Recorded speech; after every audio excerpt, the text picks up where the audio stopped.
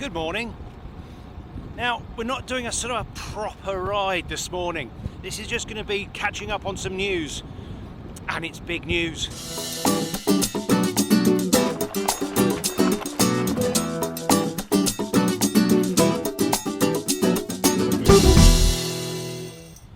And the news is fantastic, because not only am I going on a factory visit to Orbea in the Basque Country and taking their new X20 powered Orbea again for a very early test ride, but they're actually loaning me one to ride home on.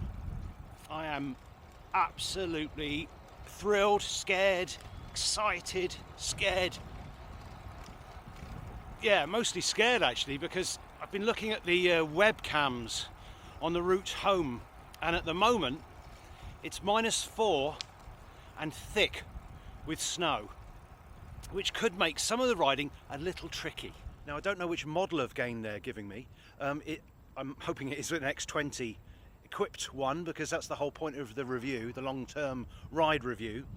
I'm actually hoping in some ways they give me the bottom end of the range, which at least has a 34 tooth granny ring, which is going to help me up some of the massive climbs, particularly on day one. Day one's going to be a heck of a day.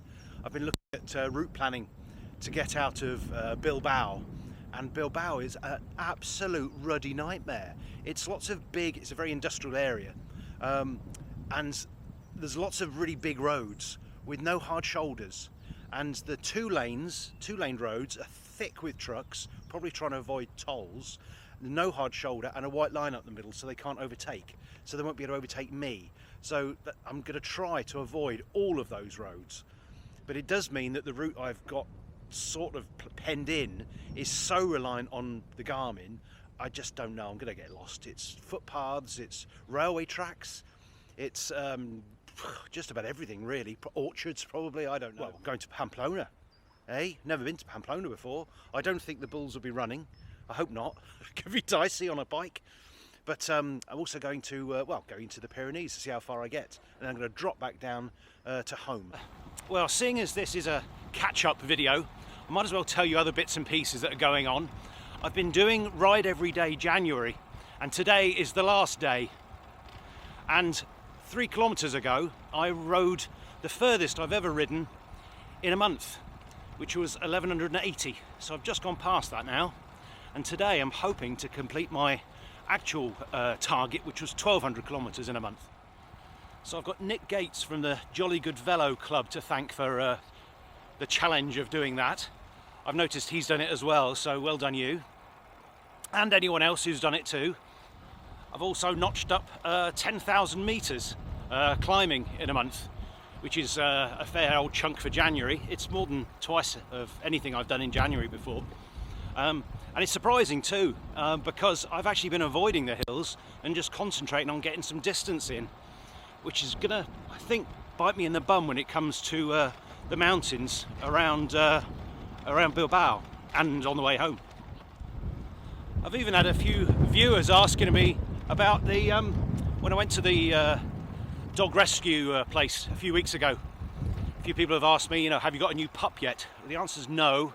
We still haven't got one. That'll be after the Bilbao trip now. But we nearly got a new dog by accident, because a few days ago a hunting dog broke into the goat pen, started chasing the goats, and I managed to catch her. And these hunting dogs often get left behind after weekends when the hunters are out hunting boar normally, and they never seem to go home with the same number of dogs as they started with. And these dogs are basically kept in, often kept in terrible conditions during the week and get one day out. And of course, when they're let free to help chase happily out for the hunters to shoot, they just bugger off. You can't blame them. First time they've been out of a concrete bunker for a week, usually fed scraps of bread tossed into them, sort of a free-for-all.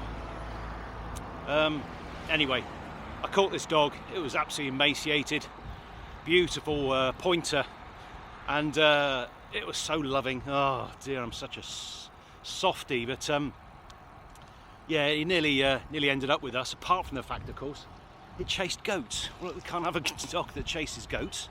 So off she went to the local rescue place, and I'm hoping they're going to find someone for her, because she didn't have a chip, she didn't have a collar or a tag, so best thing that can happen to her now is that she gets adopted. She was a really, really beautiful dog. Well, I didn't think this one through very well. Of course, coming back in the same direction, there's no wind in this direction at all. Or rather, you know, I'm going the same pace as the wind-ish. So you could have had these lovely views.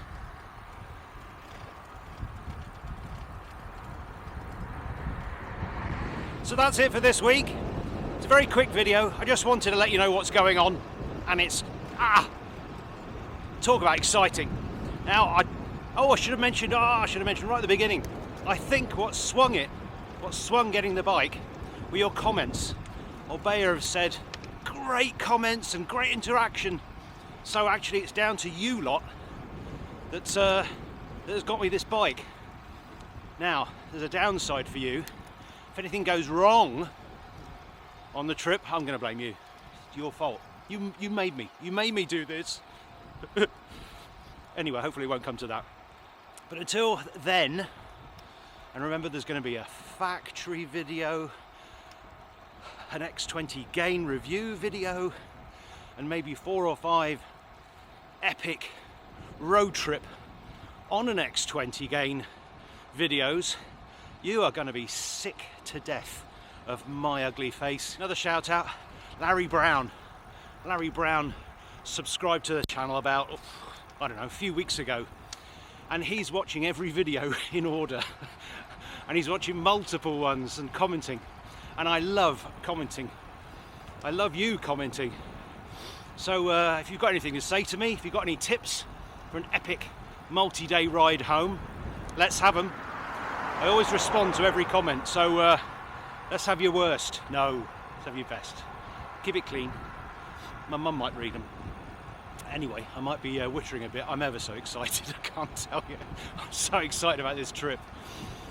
Anyway, until the next one, thanks for watching.